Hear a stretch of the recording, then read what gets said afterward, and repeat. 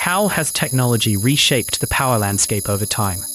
Look at this map of the world and think about where the superpowers sit today.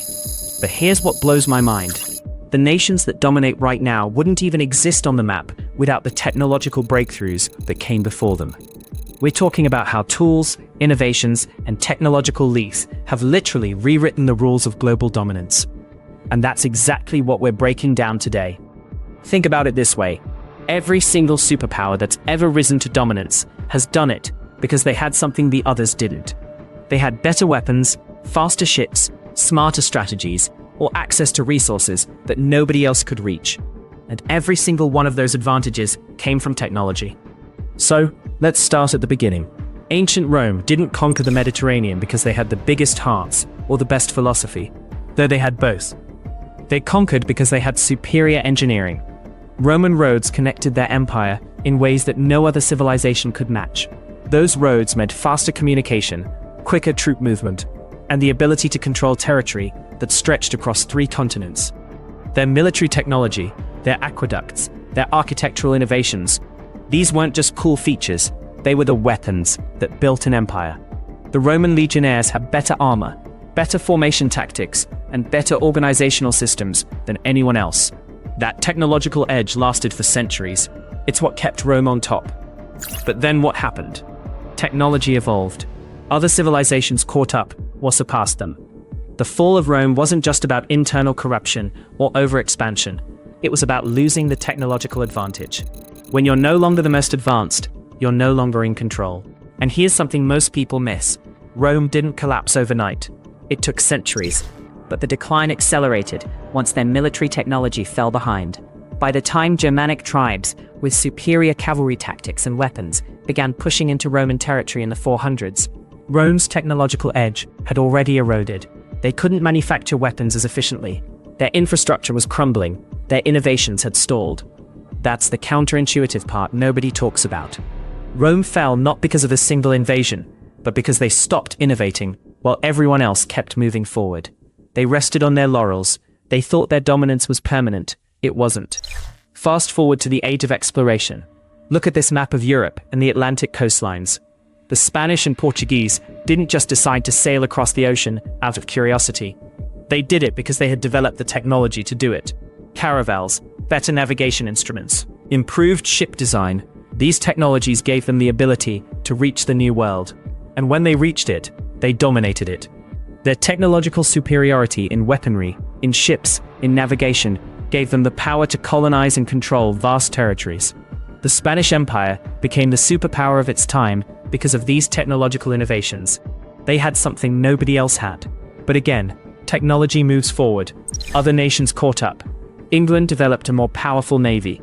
They invested in ship technology, naval warfare tactics, and maritime innovation. By the 1700s and 1800s, Britain had become the superpower. They ruled the seas because they had the best ships, the best naval technology, and the best understanding of how to use that technology. The British Empire controlled trade routes, controlled resources, controlled information flow across the globe, all because of technological dominance at sea. Now here is the thing. Every single transition of power has followed this same pattern. Someone develops a new technology, gains an advantage, rises to dominance. And then eventually someone else develops the next technology, and the cycle repeats. The Industrial Revolution is the perfect example of this technological transformation. Britain industrialized first. They had steam engines, factories, railways, and manufacturing capabilities that no other nation could match. That technological edge translated directly into military power and economic dominance. They could produce weapons faster, move goods faster, and organize their society more efficiently than anyone else. That's why Britain was the superpower for over a century. But then Germany industrialized, then America industrialized, and as more nations gained access to industrial technology, the power landscape shifted. Technology spread, and power redistributed.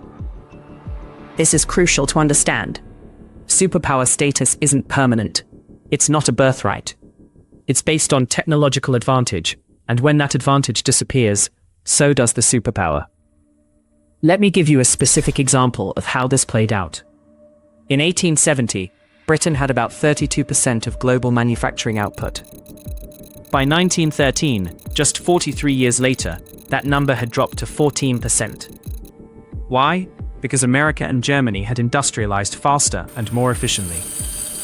America's manufacturing output went from 23% in 1870 to 36% by 1913. That's not a small shift, that's a complete power realignment. And it happened because of technological competition. The nations that innovated faster in factory design, in transportation, in manufacturing processes, they surpassed Britain. Britain didn't lose its technology, but it lost the race to develop the next generation of technology, and that cost them their dominance. Now let's zoom out across the entire 20th century. The world wars were fundamentally about technology. World War I was won by the side with better trench warfare technology, better artillery, better logistics. World War II was won by the side with better aircraft, better radar, better code-breaking technology, and ultimately nuclear weapons. The atomic bomb didn't just end World War II, it completely reshaped global power dynamics. Suddenly, the nations that had nuclear weapons were superpowers. The nations that didn't were relegated to secondary status. The entire Cold War was built on this technological foundation. The United States and the Soviet Union weren't competing for territory the way empires used to. They were competing for technological dominance. Nuclear weapons, missile technology, space technology, computer technology. Whoever could innovate faster would win. The Soviet Union had incredible technological capabilities. They launched Sputnik in 1957. They put Yuri Gagarin in space in 1961, making him the first human in orbit. They had advanced military technology. They developed nuclear weapons almost as fast as America did. But they couldn't sustain the technological race. Here's why. The American economy was more flexible, more innovative, more capable of adapting and evolving. The Soviet system was centralized. Innovation had to come from the top down. In America, innovation came from everywhere. Private companies competed. Universities conducted research. Entrepreneurs took risks. That decentralized approach to innovation meant America could pivot faster, develop faster, and ultimately win the race. By the 1980s, the gap widened dramatically. American technology in computing, in communications, in military applications became so advanced that the Soviet Union simply couldn't keep up. And that technological gap was a major factor in the collapse of the Soviet Union. The superpower fell because it lost the technological race. Think about that. The Soviet Union didn't lose because of military defeat. They lost because they couldn't innovate fast enough. They couldn't compete in the technology race. That's how powerful this pattern is. This is the truth that echoes through history. Now we're living through another transition. The United States is still the world's leading superpower, but China is rising rapidly. And what's driving China's rise?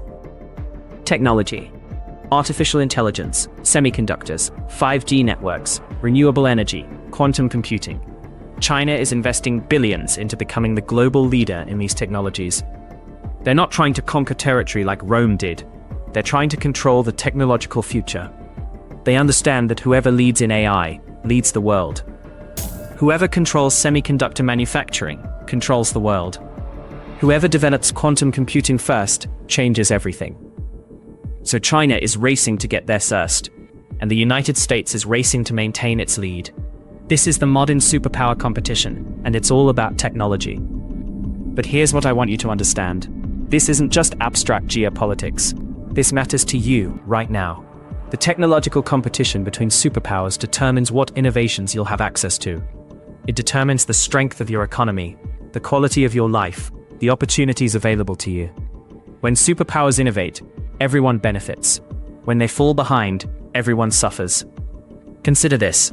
Right now, the semiconductor industry is worth about $500 billion globally. Whoever controls semiconductor manufacturing controls the world's access to technology.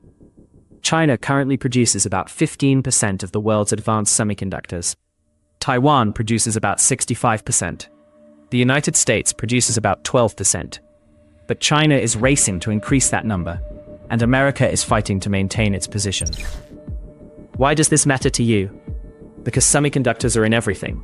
Your phone, your car, your computer, your medical devices, your power grid.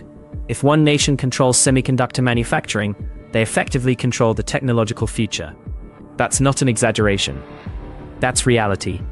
So right now you're living through a critical moment. The technological landscape is shifting. Artificial intelligence is becoming the new nuclear weapon. It's the technology that will determine the next superpower. Whoever masters AI will dominate the 21st century, the same way Britain dominated the 19th century with industrial technology. The race is on. America is investing heavily in AI. China is investing heavily. And the winner of this race will reshape global power dynamics for the next 100 years. But technology doesn't just determine which nations are superpowers. It also determines how power works. In the past, power was about military might and territorial control. Today, power is about information, data, and technological capability. A small nation with advanced technology can have more influence than a large nation without it. That's why countries are fighting over tech companies, over patents, over research talent. They know that technology is the new currency of power. And here's something that really matters when you zoom out and look at this pattern. The speed of technological change is accelerating. In the past, it took centuries for one superpower to fall and another to rise. Rome lasted over 400 years. The British Empire lasted about 200 years, but the Soviet Union only lasted about 70 years before losing the technological race. And today, with artificial intelligence and quantum computing on the horizon, the pace is even faster. Nations could lose their technological edge in just decades now. That means the future is more uncertain than ever. The superpower that dominates in 2050 might not be the one everyone expects today. And here's the motivational part. You can be part of this. You can be part of the technological innovation that shapes the future. Whether you're a programmer, an engineer, a researcher, or an entrepreneur, you're part of the race. The work you do, the innovations you create, they contribute to your nation's technological capabilities. And that matters. It really does. Because technology isn't just about gadgets and apps. It's about human potential. It's about what we're capable of achieving. Every technological breakthrough represents human ingenuity, human creativity, human determination to solve problems and push boundaries. And that's what makes superpowers rise. Not force, not luck, but the collective human ability to innovate and adapt. So as we move forward, remember this. The future isn't predetermined. The next superpower isn't already decided, but will be determined by who innovates fastest, who adapts quickest, and who understands that technology is the foundation of power. The race is happening right now, and the outcome will shape the world your children inherit. So if you found this breakdown valuable, please hit that subscribe button. And check out the next video, where we're diving deeper into how AI is reshaping global power right now.